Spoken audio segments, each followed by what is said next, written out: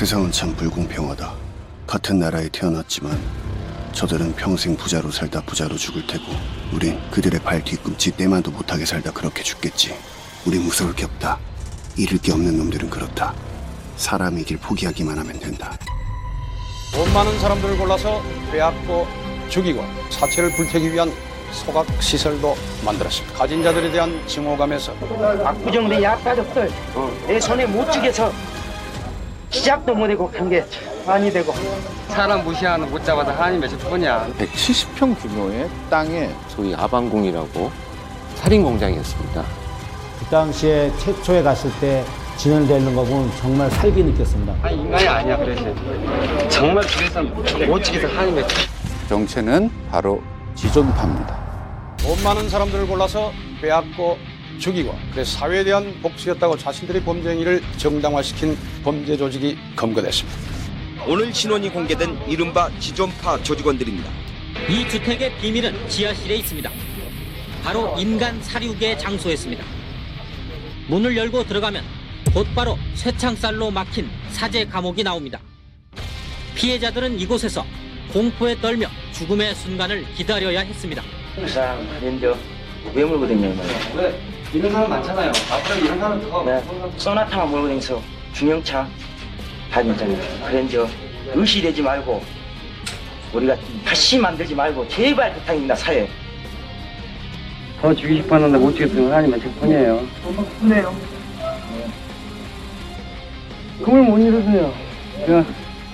내 손에 그 개자식들을 못 죽여서 아니 인간이 아니야 그래서 정말 그래서 못 지켜서 한이 몇십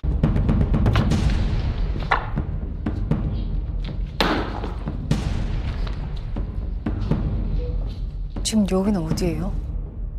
저기가 이제 그 지존파들의 아지트로 불리우는 곳인데 실제로 이렇게 납치 후에 피해자를 늘 저렇게 아지트로 데려왔다고 합니다.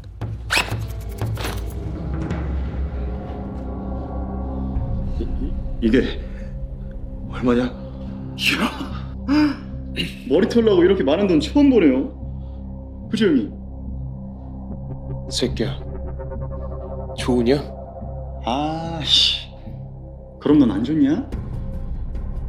앞으로 이딴 것들은 눈에도 안 차게 실컷 만지게 될 거다. 근데 저 짝들은 어쩔래?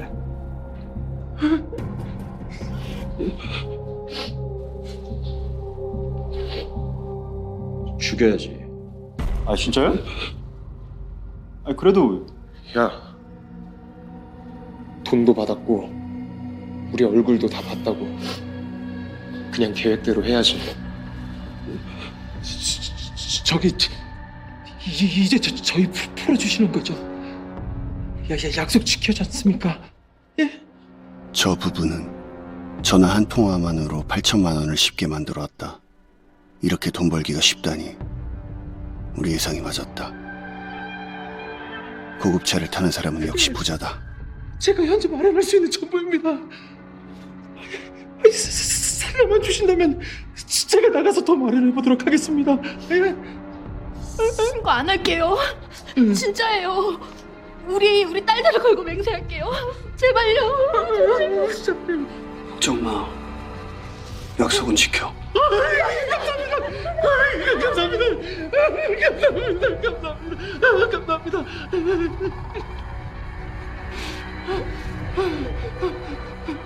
불길해요. 살려줄까요? 약속을.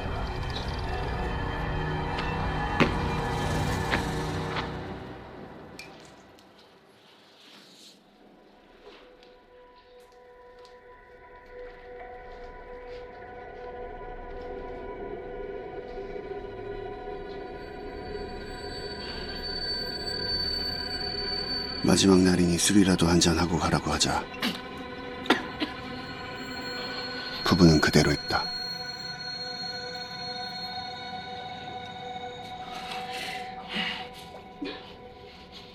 아마 마지막 날이라는 말을 나와는 다르게 해석했던 것 같다.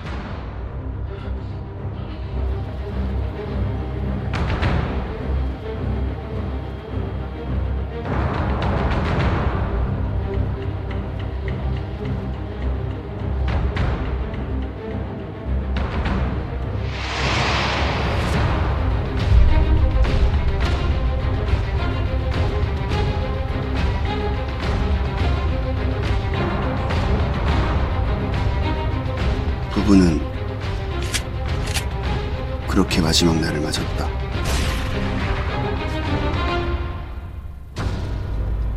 저 저렇게 죽일 거면서 헛된 희망을 심어준 거네. 돈도 뺏기고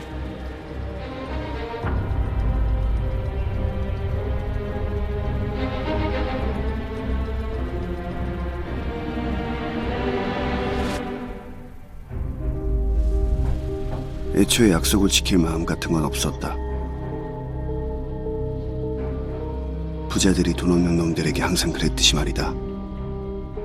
살인했으면 되지도 시신 훼손까지 하려고 그러는 거예요? 우리에게 가진 자란 파괴하고 빼앗고 죽일 대상일 뿐이다. 그렇게도 된다. 그들은 당해도 싸다.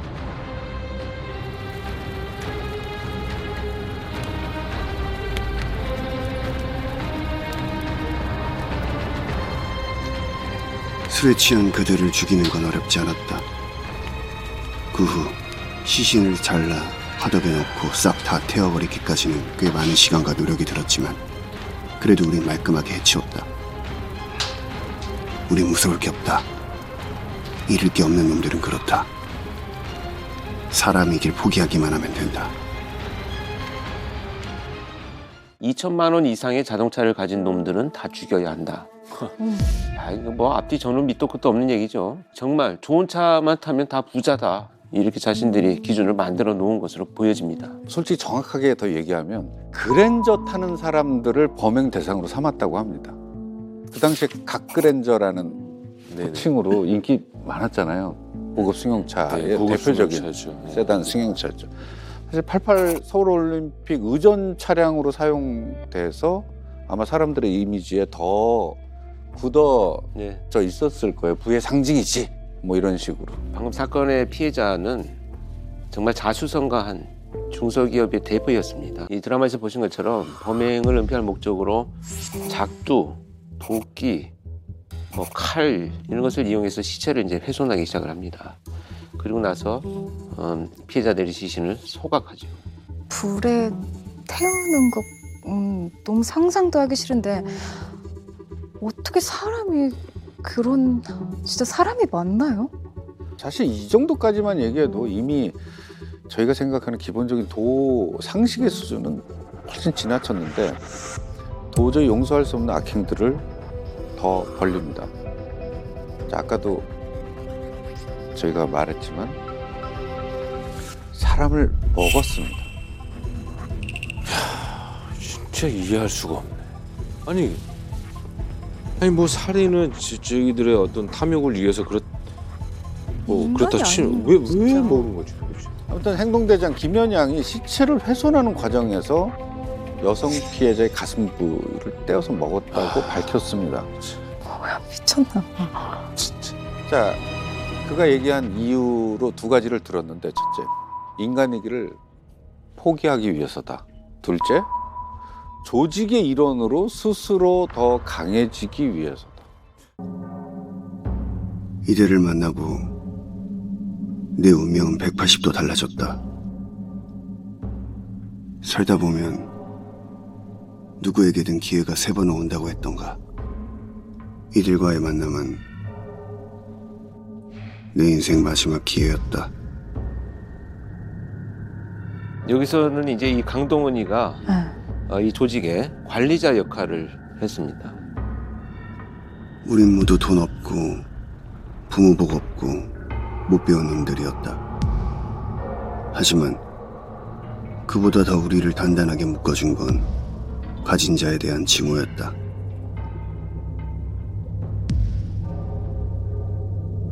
은행 강도가 되고 싶었던 내가 이들과 함께하는 건 어쩌면 당연한 일이었을지도 모른다. 그렇게 우린 조직을 만들었다. 세상이 버리고 부모가 버린 놈들, 돈 없어 무시당한 놈들, 남은 건 악밖에 없는 놈들. 우린 그렇게 마스칸이 됐다. 마스칸? 마스칸. 나는 이 조직에서 자리를 잡기 위해 더욱 적극적으로 활동했다. 그 결과 조직원들에게 인정받았다. 우리는 부자들을 증오한다. 증오한다. 강경이 각자 10억을 모을 때까지 범행을 계속한다. 계속한다. 강경상 배신자는 처형한다. 처형한다. 강경상 여자는 어머니도 믿지 말라. 믿지 말라.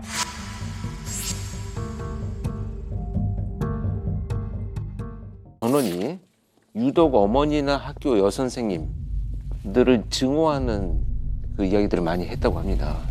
그래서 이제 이런 강령을 아마 만들게 된 것 같은데요. 김현양 같은 경우에는 자신의 어머니에 대한 분노가 가장 심했습니다. 그래서 12살 때 아버지가 이제 지병으로 사망을 하고요. 어머니가 식당 일을 하면서 생계를 유지해 나갔는데 이때 이제 어머니가 낯선 남자들하고 자주 교제를 하는 것 같다. 이런 것들을 이제 목격을 하고요. 얼마 안 돼서 아버지하고 친구하고 이제 재혼까지 하게 됩니다. 이런 모습을 보면서 이제 자신의 어머니에 대한 배신감, 증오심이 폭발했다 이렇게 얘기를 하고 있고요. 지금 심정 어때? 나 진짜 죽일 사람 따로 있었는데 엉뚱한 사람만 죽인 것 같아. 어머니한테 어떻게 느꼈어요? 어머니 대해서. 저기 어머니 대해서. 범인들 나랑이 들어서 나랑이. 내 손을 못 죽여서. 실제 이들이 이제 그 지존파에 합류를 하게 되고 나서요.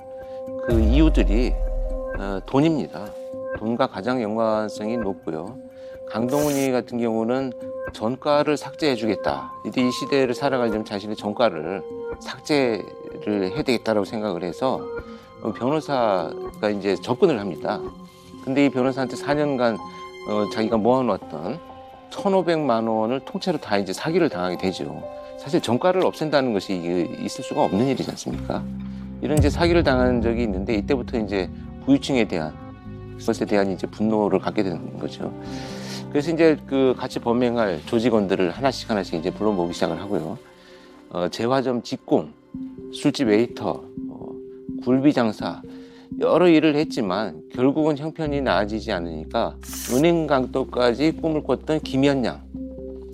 그다음에 이제 얼굴에 화상, 흉터가 아주 커서 성형수술 자금이 필요했던 강문석. 이렇게 이제 다들 지금 어려운 이 경제적 환경에서 학업을 제대로 마치지 못한 사람들만 이제 공략을 해서 조직원으로 포섭을 하게 되죠. 돈이 필요한 이들을 만났고 돈을 벌자라고 하면서 이들을 끌어들이는데 그 방법에 대해서는 분명히 고민이 없을 수가 없겠죠, 인간인데. 근데 강동은 조직원들한테 이렇게 얘기를 했다고 합니다. 세상이 불공평하다. 그래서 못 배우고 가난한 사람들은 정상적인 방법으로는 도저히 돈을 벌어서 잘 살 수가 없다. 자, 힘을 합쳐서 부자들 납치하자. 그리고 돈을 뺏어서 잘 살아보자. 이게 왜 다이너마이트는 왜 있는 거야? 그러니까 저런 도구 저런 거 살려고 이제 돈이 필요했던 거네. 야, 이거 진짜 대단하다. 지존무쌍이랑 똑같네요. 이거면 진짜 방송국도 쳐들어갈 수 있겠다. 방송국이요? 거긴 왜요? 야, 왜긴 왜야? 우리 조직을 알리려면 방송국이 최고니까 그렇지.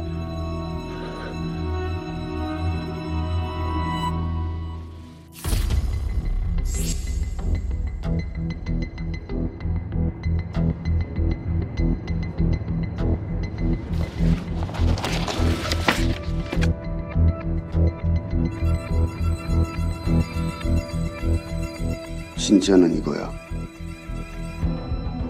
그렇게 악착같이 모은 돈으로 우린 무기를 샀고 중요한 명단을 입수했다.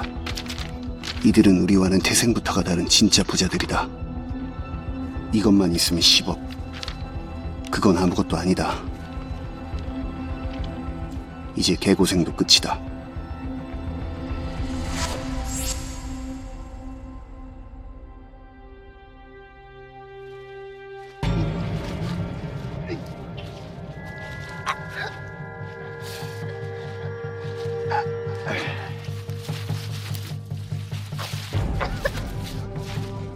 그런데 예상치 못한 일이 생겼다. 조직원 몇몇끼리 길 가던 여자 하나를 건드린 것이다. 우리는 강령대로 실행에 옮겼다.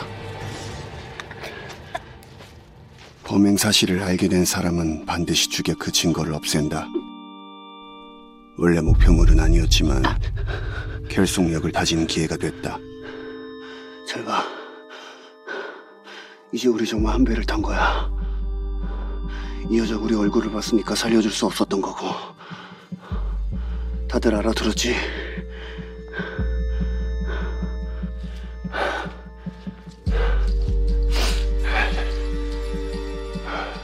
우린 돌아가며 여자를 범했고 살인 연습을 했다. 이것이 우리의 첫 번째 살인이었다.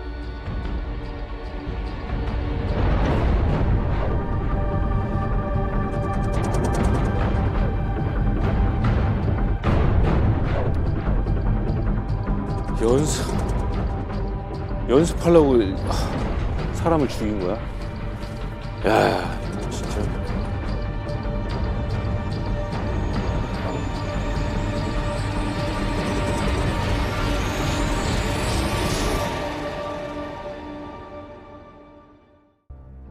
그런데 첫 살인 이후 조직에 배신자가 생겼다. 살려주세요. 너무 무서워서 그랬어요. 자꾸만 그 여자가 제 꿈에 나와서 저 울면서 쳐다보고 있었어요. 아이 새끼. 우리 피 같은 돈 털어먹고 지금 살려달란 말이 나와? 돈을 들고 도망가려고 했었나 봐요. 너 이 돈 갖고 도끼면 우리가 못 찾을 줄 알았어? 죄송합니다. 다시는 안 그러겠습니다. 결국 봉우는 돈까지 들고 조직을 이탈했다. 겁쟁이는 필요 없다. 아휴, 저 어린 애들이 진짜 점점 괴물이 되어가네요. 집단 괴물이.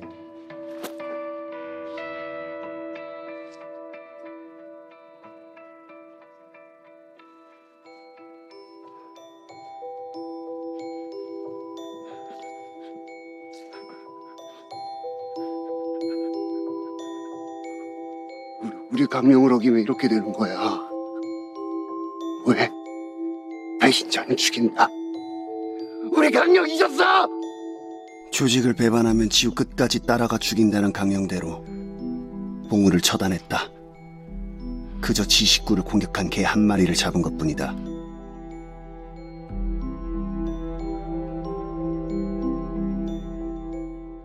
살해당한 그 송봉우라는 조직원이 가장 나이가 어리다고 말씀 주셨죠? 18살이었습니다. 근데 그 친구의 눈에서는 아무 죄 없는 사람을 성폭행하고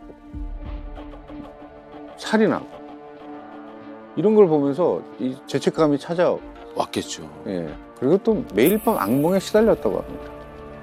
그래서 거기를 빠져나가고 싶었죠. 모아둔 통장에서 현금 300만 원을 인출해서 도주를 했습니다.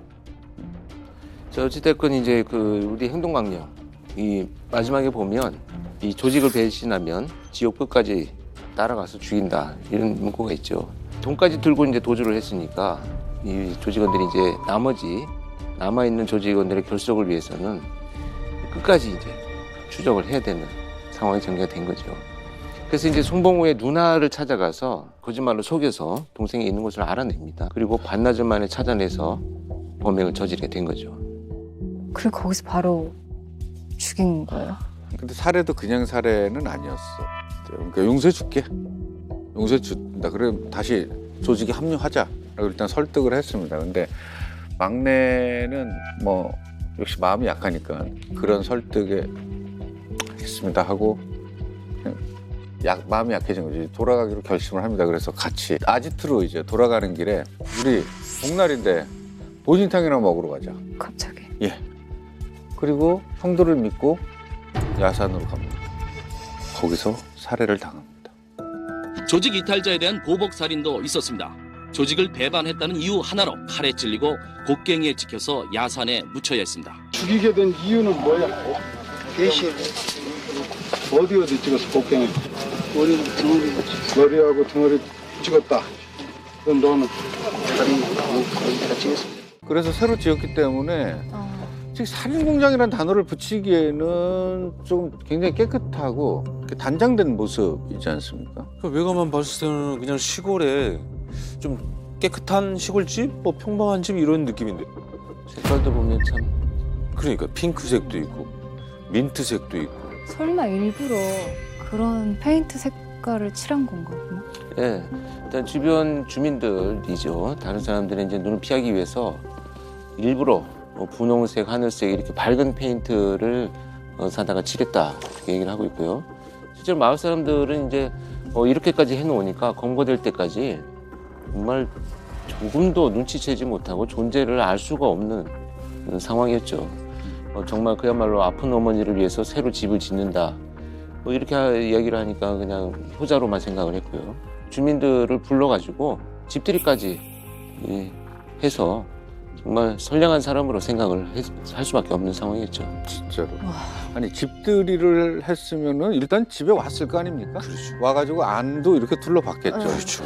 근데 그 누구도 그들의 행동, 이 건물의 목적을 의심하지 못했던 거는 이 건물의 구조에 있습니다.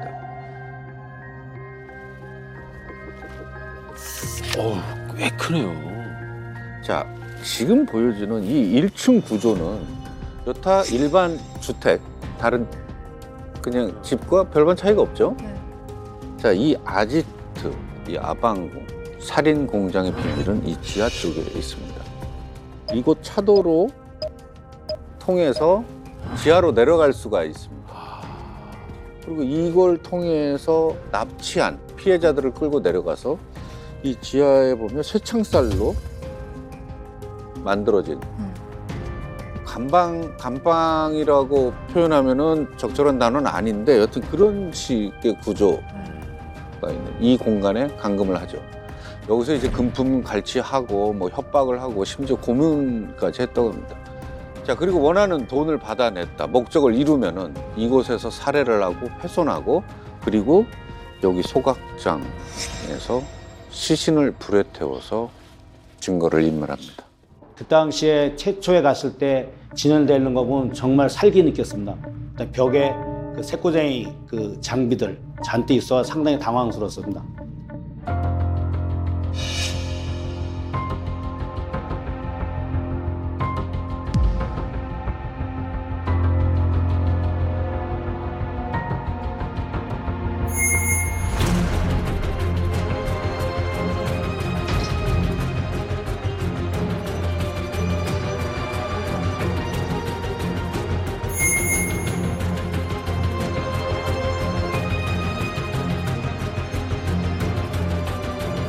이 집은 무슨 돈으로 지었어요? 차 사고 노가다 우리가 노가다 돈으로 집 지었단 말이에요? 네.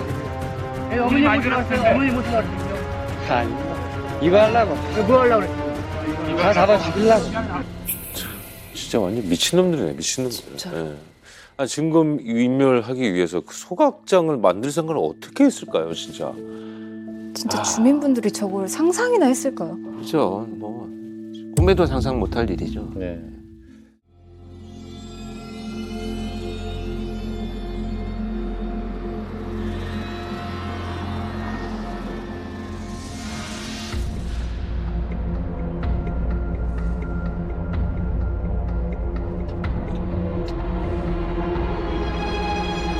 저 자식이다. 딱 우리의 목표다.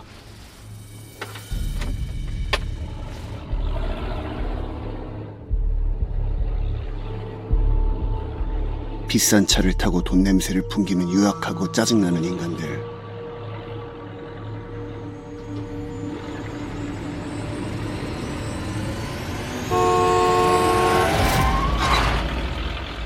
저 뭐야 저거? 아니 저것들 미쳤나?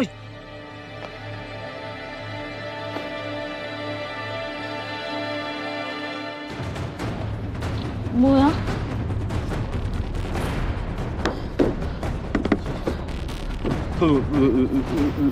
왜들 그러세요?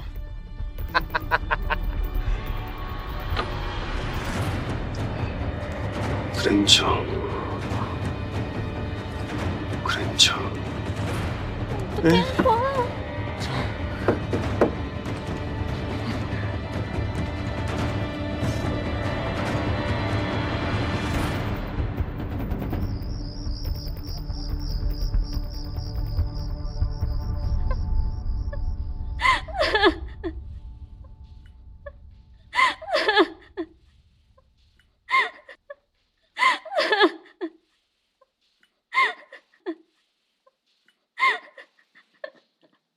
뭐하러 줘?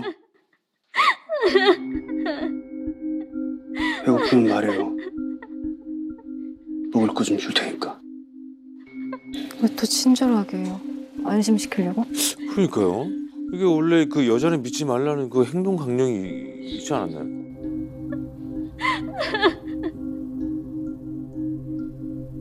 수정 씨 살 거예요.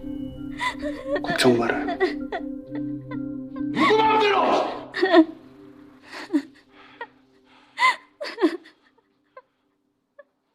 그래서 어떻게 할 건데?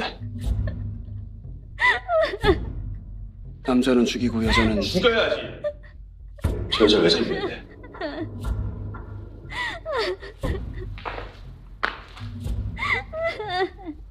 여자가 있는 편이 좋아. 남자끼리 우르르 몰려다니면 의심받아. 웃기고 있네. 여자를 믿을 거면 차라리 지나가는 개를 믿겠다. 어? 아, 혹시 전현한테 반했냐? 왜? 서울 연인을 해보니까 좋아 미치겠디? 아이씨. 조직원으로 만들면 쓸모 있잖아.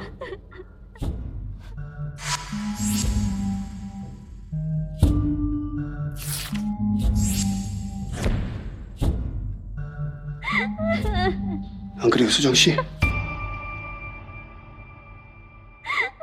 그래? 그럼 해봐.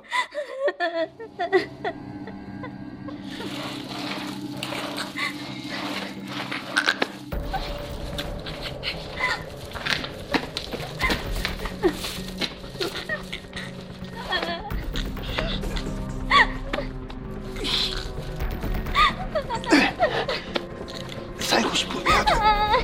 자, 이때부터 저렇게 조직원 테스트를 하듯이 피해자를 범행에 가담시킵니다.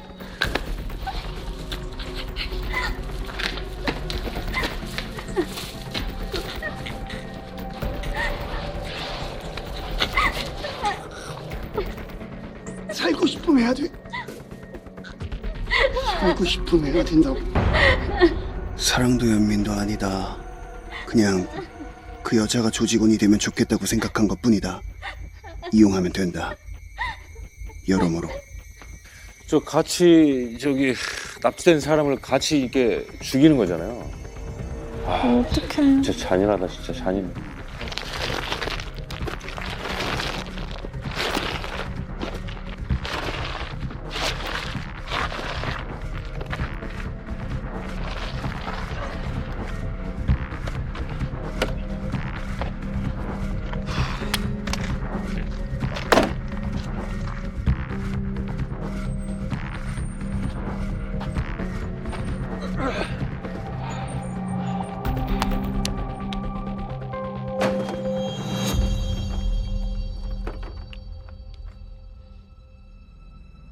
남자의 죽음은 교통사고로 보일 것이다.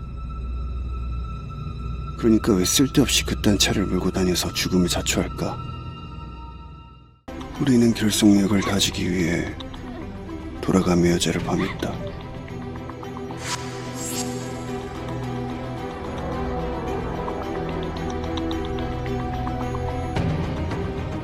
저들은 마치 이렇게 의식을 치르듯이 조직원들을 피해자를 집단으로 저렇게 윤관을 했다고 합니다. 어떡해. 야, 진짜 악마들이네, 악마들. 아.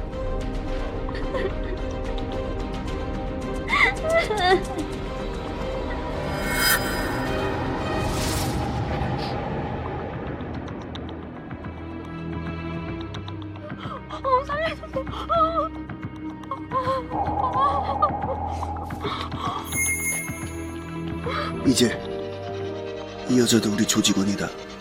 아, 저기까지 데려간 거예요? 아, 그냥 한 조직이나 다름이 없었네요.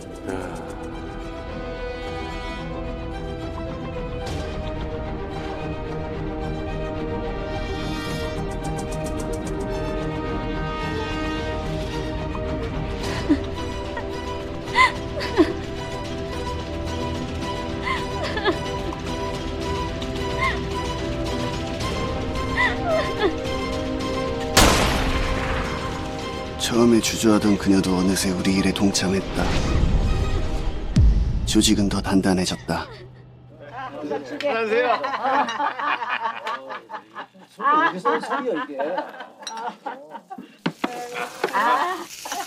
짠도 안 하고 그냥 드셨네. 중년 부부를 태울 때 나는 냄새를 없애기 위해 마을 잔치를 벌였다. 돼지고기는 끊임없이 구워졌다. 냄새 위장하려고 일부러 계속 고기를 구운 거구나. 진짜 마을 분들은 감쪽같이 속았을 수밖에 없어요. 그러니까요. 아, 너무 충격적이다.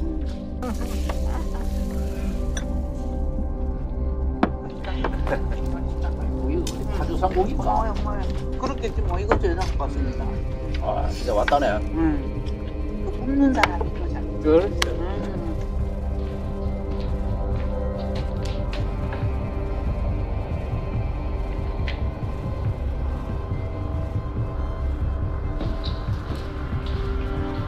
아니 김현영이 저 여자분을 왜 이렇게 챙기지?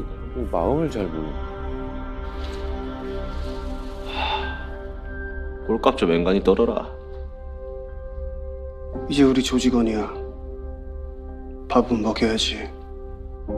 언제부터 여자가 우리 조직원이 됐냐? 두목이 알면 뭐라고 할지 궁금하네.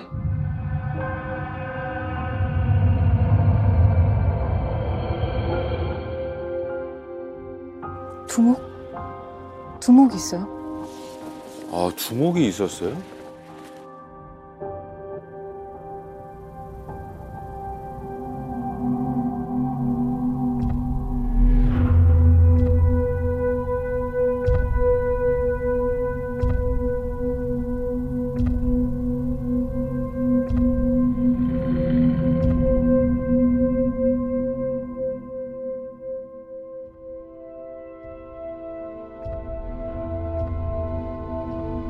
근데 행동 강령은 잘 지키고 있겠지.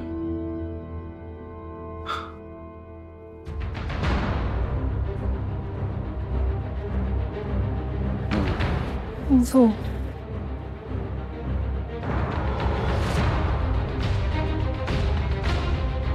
안녕하십니까, 김현영입니다.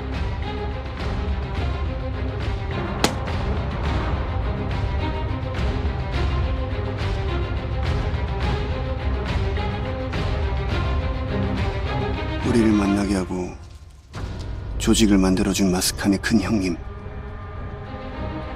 처음부터 같이 있었던 거예요. 오 그런가 봐요.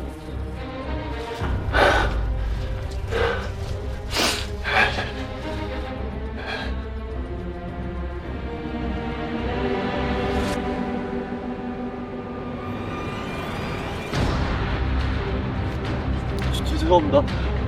진짜 안 그러겠습니다.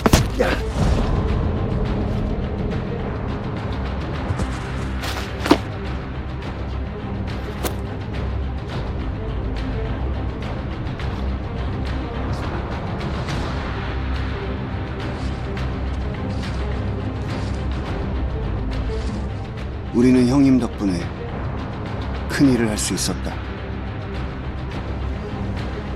우린 형님의 지시를 그대로 따르기만 하면 됐다.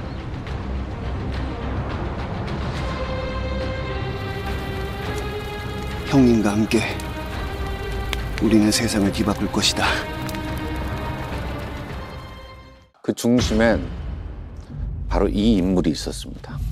조직원들을 모으고 관리한 강동은은 부두목이었습니다. 그리고 실제로 지존파를 만들고 모든 범행을 지시한 건 두목 김기환이었습니다. 1968년생으로 1994년 이 당시에 26살이었고요. 다른 조직원들보다는 평균 한 4살 정도가 많았습니다. 김기환도 역시 뭐 다른 조직원들하고 이제 성장 배경이 크게 다르진 않았는데요. 중학교 2학년 때 이제 어머니가 지병으로 쓰러지고 형마저 병에 걸리고 나니까 이제 자퇴를 하고 나서 신발 공장, 탄광 뭐 이런 곳을 다니면서 일을 했다고 하고요. 그런 돈으로 이제 치료비에 썼다고 합니다. 여기까지만 보면 참 안타깝고 착실하고 이런 성실한 청년으로 보이는데요. 갑자기 이제 이렇게 엇나가기 시작한 계기가 있습니다. 그것이 바로 이제 도박입니다. 이 김기환은 아무리 노력을 해도 나아지지 않는 자신의 삶 그리고 이 현실에 좌절을 했고요. 도박판에 발을 들였다고 합니다. 그런 거죠. 실제로 도박판에서는 기존이라고 불리기도 했답니다. 김기환이 이제 지존파를 만들기 전에 2차례나 조직은 포섭에 실패를 했습니다.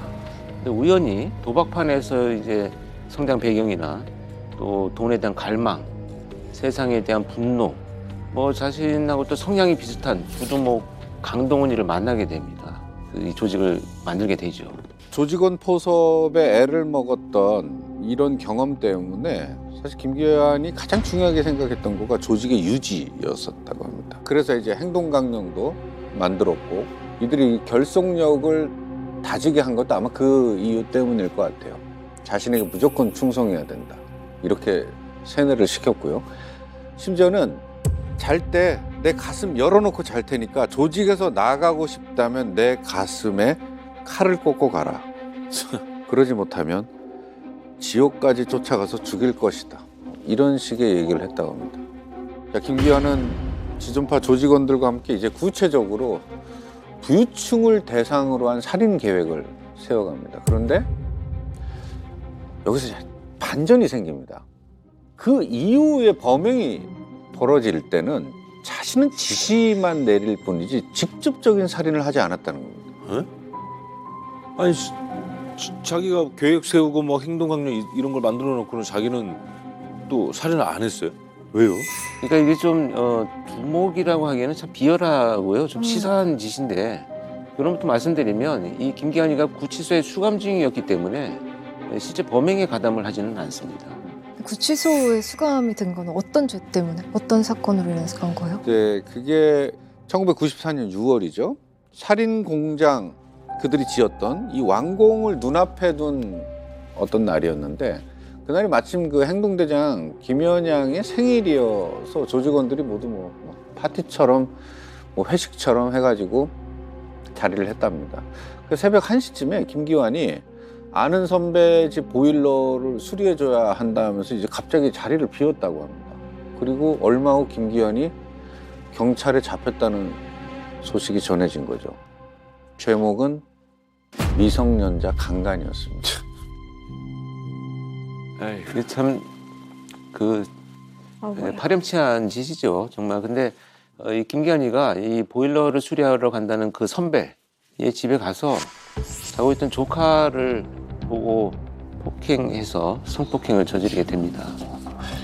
심지어 이 당시의 피해자는 만으로 12살이었습니다. 사실 이게 조금 의도가 보이기는 하는데요. 당시 이제 수사관들도 이제 김기환이가 큰 일을 앞두고 일부러 저런 범죄를 저지른 게 아니냐 추정은 하지만 뭐 본인만이 알고 있는 사실이죠. 자, 어쨌든 그 일로 김기환은 구치소에 수감이 됐습니다. 그리고 한 달 뒤에 부두목 강동원이 찾아갑니다. 아방궁이 완성됐습니다. 자, 이렇게 얘기를 하니까 김기환은 거기서 이제 조직원들에게 명령을 내립니다. 살인을 시작하라. 나름대로 거기 조직원들 중에서는 좀 박식하고 하다랄까 그래서 많은 세뇌를 시킨 걸로 알고 있습니다. 반복해서. 그때 자기들이 한 얘기는 우리 지존이 나오면 세상이 바뀔 것이다. 이들은 이른바 지존인 김기환이 출소하기로 돼 있던 오는 29일부터 본격적인 대량 사륙극을 벌일 계획이었다고 털어놨습니다. 엉뚱한 사람 죽은 거야. 돌아버렸다니까. 그래서 압구정도 그걸 형님 나오시면 출감할 때 그거 건들고 나면 김기환이 조직원들을 가스라이팅을 한 거네요. 그러면 말 그대로.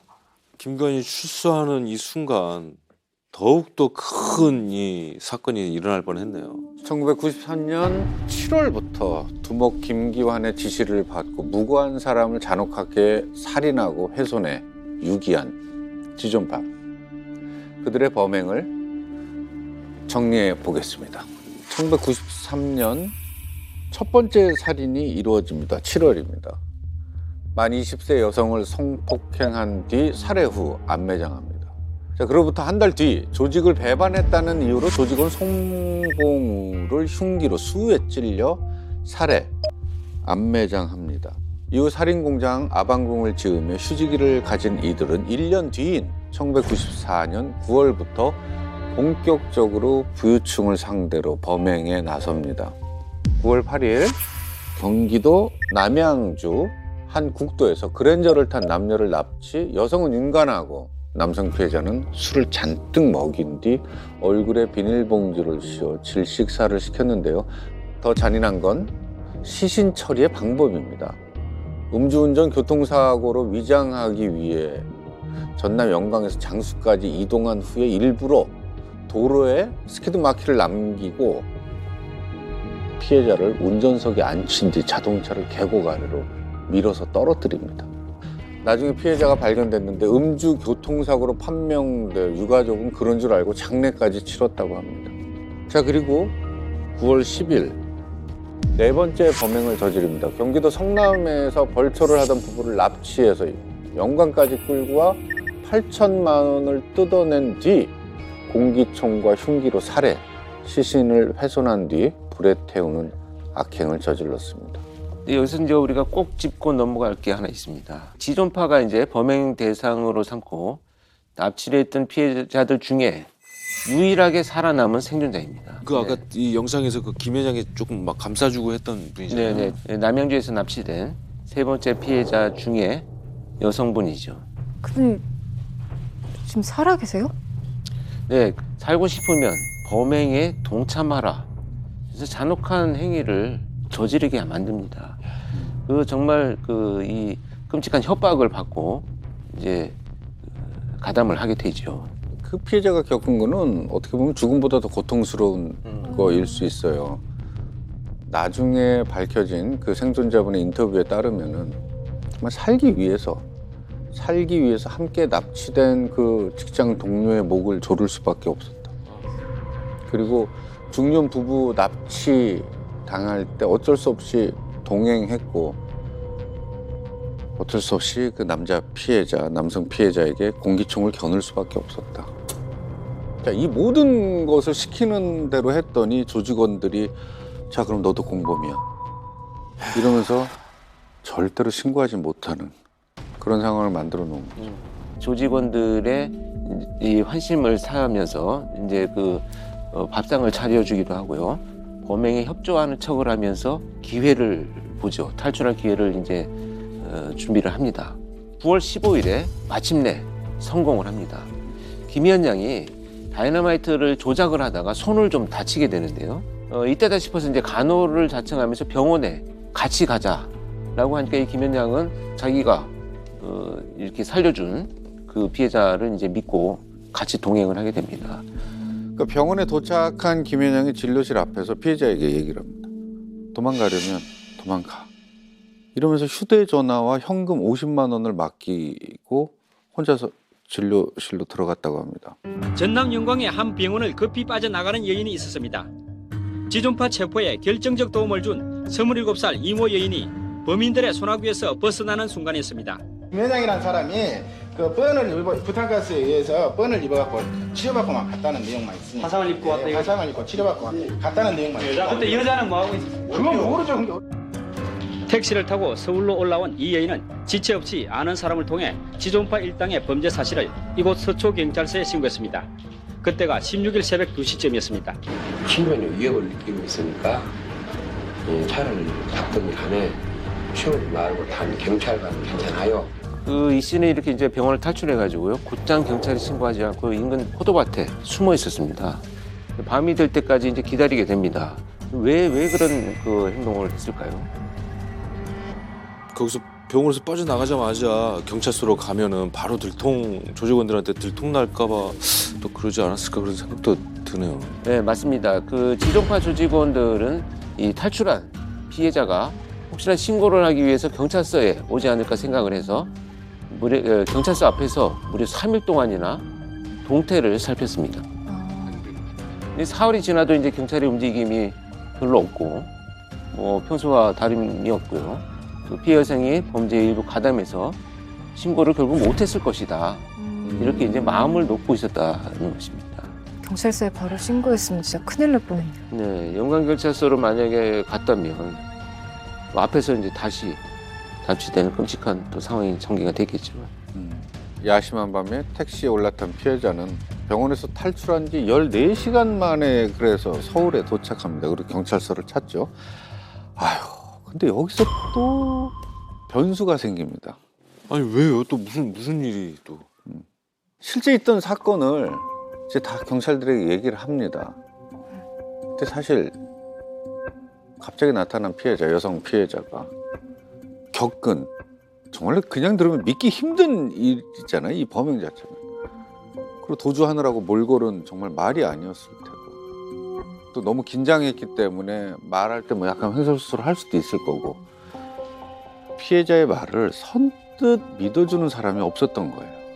그날에 그 야간 심야 근무를 하고 있는데 지존파에서 탈출한 이모 씨가 경찰서 형사계에 신고를 했습니다. 당시 너무 황당하고 그래가지고 믿지 않았고 제보자의 팔뚝도 걷어보고 혹시 주사바늘이 있나 봤는데 그런 것이 없었고 그럼 증거가 뭐가 있냐 했더니 본인이 나올 때 들고 나온 핸드폰이 있었다.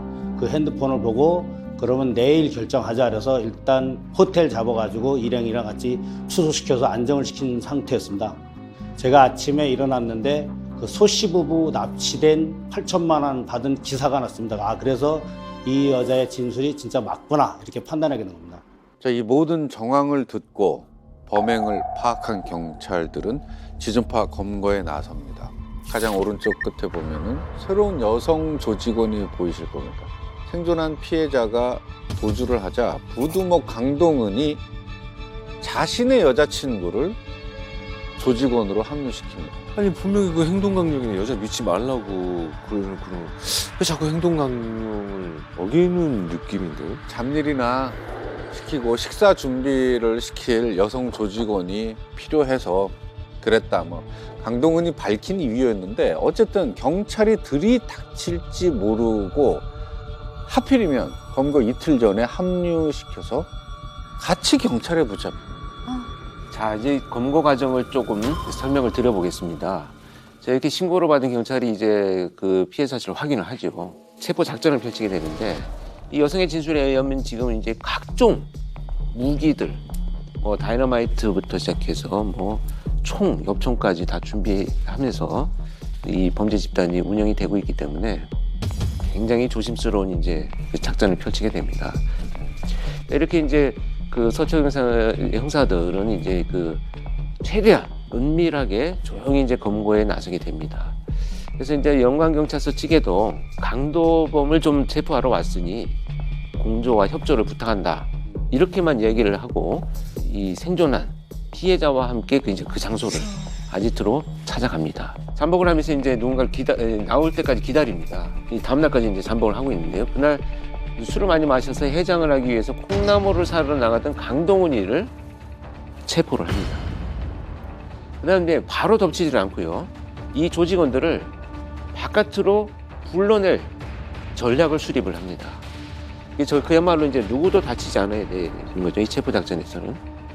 이 강동은이가 교통사고를 당했다고 속여서 어딘가로 유인을 하는데요. 자, 여기가 어디일까요? 뭐 경찰서 가까운 거?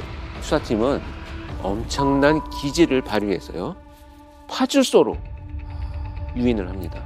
그렇죠. 이렇게 교통사고, 작은 교통사고 나서 해결 안 되면 파출소로 경찰서나 파출소로 가니까. 근데 그 흉악범들은 뭐 순순히 그쪽으로 왔어요.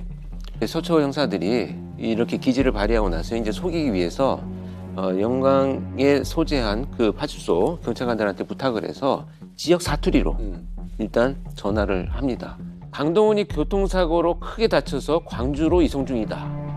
근데 돈과 휴대전화를 보관 중이니 가지러 와라. 이 말을 듣고 조직원인 김현양과 문상록 그리고 강동은의 여자친구 3사람이 달려옵니다. 그래서 차에서 먼저 내린 문상록이가 바로 파출소 앞에서 체포가 됩니다. 그래서 이제 뭔가 눈치를 챈 김현장과 여자 조직원은 이제 도주를 하기 시작을 하는데요. 그 주유소 담벼락을 들이받고 차가 전복돼서 마지막 체포가 됩니다. 네. 자, 그로 인해 지금 현재는 이 2명의 조직원이 남아 있습니다. 자, 그래서 형사들이 그 아지트에서 기다렸는데 나오질 않아요. 그러니까 형사들은 만반의 준비를 하고 아지트를 덮칩니다. 이 백병옥은 경찰이 쏜 공포탄 소리에 놀라서 바로 항복을 했습니다. 그리고 이 강문섭은 뒷문을 통해서 산으로 달아납니다. 근데 그쪽에서 대기 중이던 기동대에게 붙잡혔습니다. 네. 이제 이런 지존파는 다른 범죄자들하고 달라서요. 범행일체를 뭐 당연히 해야 될 일을 한 것처럼 이렇게 진술을 했습니다. 이제 취재진 카메라 앞에서 뭐 엄청난 그 진짜 거침없는 발언을 내뱉어서 그야말로 국민들이 진짜 분노하게 만드는 이런 상황도 전개가 됐었죠. 이렇게 빨리 잡혀서 돈 많고 사람 무시하는 못 잡아서 한이 몇십 분이야. 기회가 있으면 다시 할 거예요, 그러면? 당연하죠. 돈 많고 잘난 사람들 다시 다 싸움. 세상 들어가서 안 나가나 그냥 죽고 싶어졌어요. 지금이라도 좀 죽여줬으면 좋겠어요, 좀. 야, 정말 너 때문에 모르겠네. 나는 왜 유리해요? 우리가 피해난 거 굉장히 피해요. 감사합니다.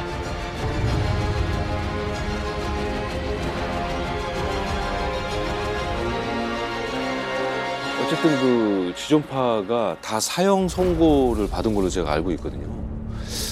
어떻게 판결은 어떻게 됐습니까? 그 마지막에 합류했던 강동원의 여자친구는 징역 3년, 집행유예 4년. 그러니까 형을 살지는 않았죠. 나머지 조직원들은 강도살인, 특수강간, 범죄단체 조직 및 가입, 총포, 도검, 화약류 등 단속법 위반, 그 사체 은닉, 사체 유기, 사체 손괴, 강간, 치상 11개 혐의로 전원 사형을 선고받았습니다. 불과 1년 남짓한 사이에 엽기적 연쇄살인 사건으로 사체를 토막낸 후 인육을 시식하고 소각로에 태우는 등 그 잔혹함에 극에 이르렀음에도 체포된 후에 더 죽일 대상자를 놓아두고 체포된 것이 한이다 라고 말하는 등 추워도 뉘우치는 기색이 없었다. 전 국민을 심각한 불안을 넘어 좌절감마저 느끼게 하였던 사회적 반향 등을 같이 고려해보면 피고인들을 극형으로 다스리지 않을 수 없다. 1995년 5월 25일 대법원에서 최종 사형 판결을 받은 지존파 조직원 6명은 그로부터 6개월 뒤인 11월 2일 한날 1시에 모두가 다 집행이 됐습니다.